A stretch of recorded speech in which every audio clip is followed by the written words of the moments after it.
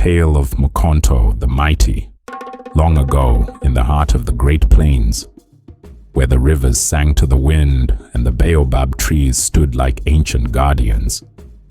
There lived a man named Mkhonto.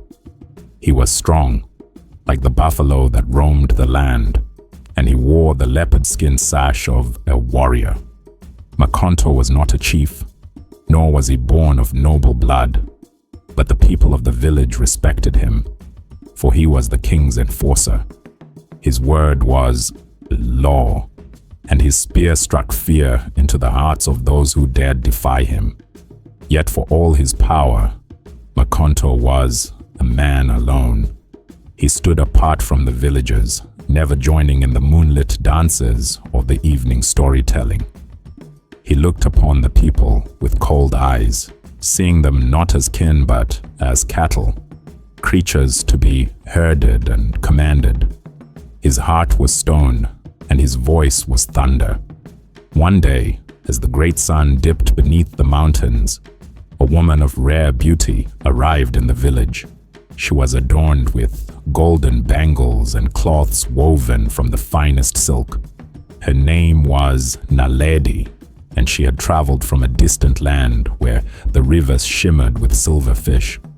She had lost her way, and as Mkhonto stood before her, he saw something he had never seen before. He saw desire, not for power, but for companionship.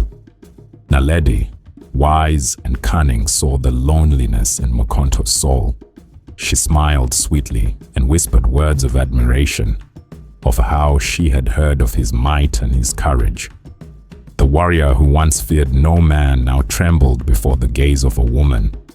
In the days that followed, Naledi wove her way into his life like a spider spinning its web.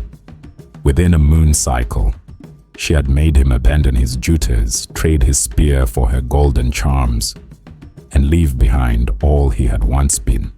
For a time, Mkhonto lived in the comfort of Naledi's embrace, but soon he found that her love was not the warmth of the sun, but the heat of a fire that consumed all in its path.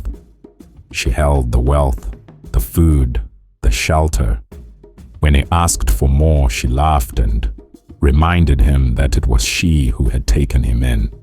Powerless, Mkhonto turned to the drink of fermented maize, drowning his sorrows in cups that never filled his soul. One night, as the hyenas howled in the distance, Mkhonto stumbled home to find the hut empty. Naledi was gone. Her golden bangles and silken cloths vanished like mist in the morning sun. Even the mats on which they had lain together were no more. All that remained were his old warrior's clothes, tattered and forgotten, desperate and betrayed. Mkhonto, the mighty, took a burning branch and set the heart aflame, seeking to turn his pain into ash.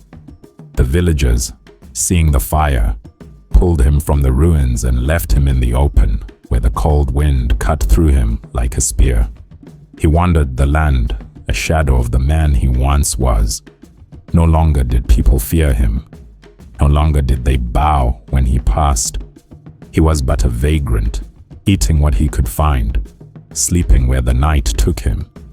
And so, Mkhonto became a tale whispered among the people, a warning to those who forget that true strength is not found in power or wealth, but in the hearts that beat beside you. And when the night is dark and the wind carries the scent of the past, some say you can still hear his voice whispering in the night, "Man must live."